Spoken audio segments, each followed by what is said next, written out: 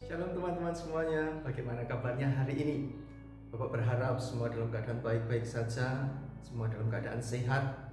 Walaupun kita sudah lama tidak bertemu, tapi Bapak percaya bahwa penyertaan Tuhan tetap ada untuk kita sampai hari ini. Bapak juga mengucapkan selamat datang dan selamat bergabung untuk kelas 1 di keluarga besar SD Pokri Turen.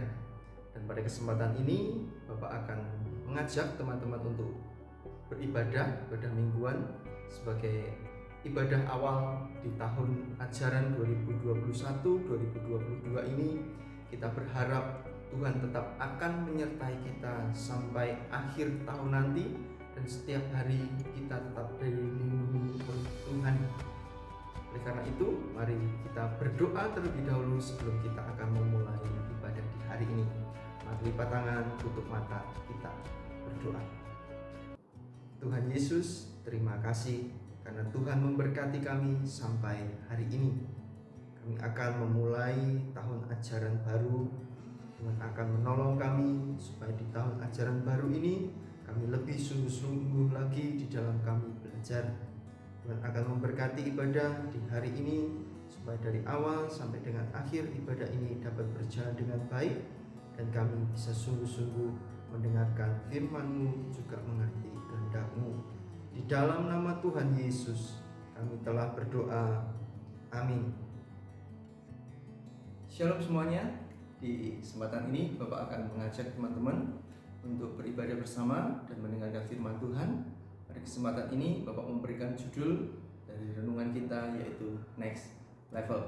Ibadah SD Pokri Turen tahun pelajaran 2021-2022. Ayat yang akan kita ambil di hari ini yaitu di dalam Ulangan pasal yang ke-28. Ulangan pasal yang ke-28 ayat yang ke-13. Demikian firman Tuhan. Tuhan akan mengangkat engkau menjadi kepala dan bukan menjadi ekor. Engkau akan tetap naik dan bukan turun. Apabila engkau mendengarkan perintah Tuhan Allahmu yang ku sampaikan pada hari ini, kau lakukan dengan setia. Nah, ayat ini memberikan penjelasan, yaitu kepada kita. Bapak membagi menjadi dua. Yang pertama itu dalam arti menjadi kepala dan bukan ekor. Menjadi kepala dan bukan ekor itu artinya adalah Tuhan akan membedakan berkat kita dari orang yang tidak percaya kepada Tuhan. Secara jasmani, berkat yang akan kita terima di dunia ini akan lebih baik dari orang lain. Contohnya secara jasmani yaitu Raja Salomo yang memiliki kekayaan begitu banyak sehingga membuat orang lain kagum. Kita tahu bahwa Raja Salomo itu kaya sekali dia, sehingga banyak orang yang iri kepadanya oleh karena kekayaan yang dia miliki. Itu contoh perjanjian lama. Bagaimana dengan berkat rohani? Di perjanjian baru mengatakan bahwa secara rohani yaitu ada jaminan masuk surga dengan percaya kepada Yesus. Nah, ini adalah berkat rohani yang akan kita terima secara jasmani maupun secara rohani. Kita tidak akan menjadi ekor tetapi akan menjadi kepala, yaitu berkat-berkat kita akan melimpah. Dan penjelasan ayat yang kedua atau bagian yang kedua yaitu engkau akan tetap naik dan bukan turun. Arti dari ayat ini yaitu kita akan dibawa ke next level, yaitu ke tingkat yang lebih tinggi, dan itu akan terus naik dan tidak turun. Seperti seorang yang naik tangga di sebuah gedung yang sangat tinggi. Itu mungkin 40 lantai lah, tidak ada liftnya, dan akhirnya harus naik tangga, dan di situ dia akan terus naik. Dia akan berusaha untuk mencapai gedung yang paling atas. Setelah ada di atas, mungkin dia nyaman ada di situ. Itu yang akan Tuhan lakukan kepada kita. Kita akan terus naik di level-level yang lebih tinggi lagi dan tidak akan turun. Tetapi perlu diingat bahwa ada syarat supaya tetap naik dan menjadi kepala bukan ekor. Syarat yang pertama yaitu mau berkorban, baik waktu, tenaga, uang. Bapak sudah pernah menyampaikan bahwa berkorban waktu itu seperti apa, belajar dengan sungguh-sungguh, harus berusaha sekuat tenaganya, memberikan uang yang ada mungkin untuk memberi kepada orang lain, juga untuk berusaha membeli alat-alat supaya dia dapat belajar dengan baik, berkorban untuk mendapatkan hal yang lebih besar lagi.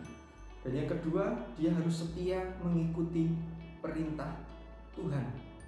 Setia boleh diartikan sebagai satu keadaan yang tetap melakukan yang benar, walaupun mungkin itu sulit, walaupun itu dalam keadaan senang ataupun susah.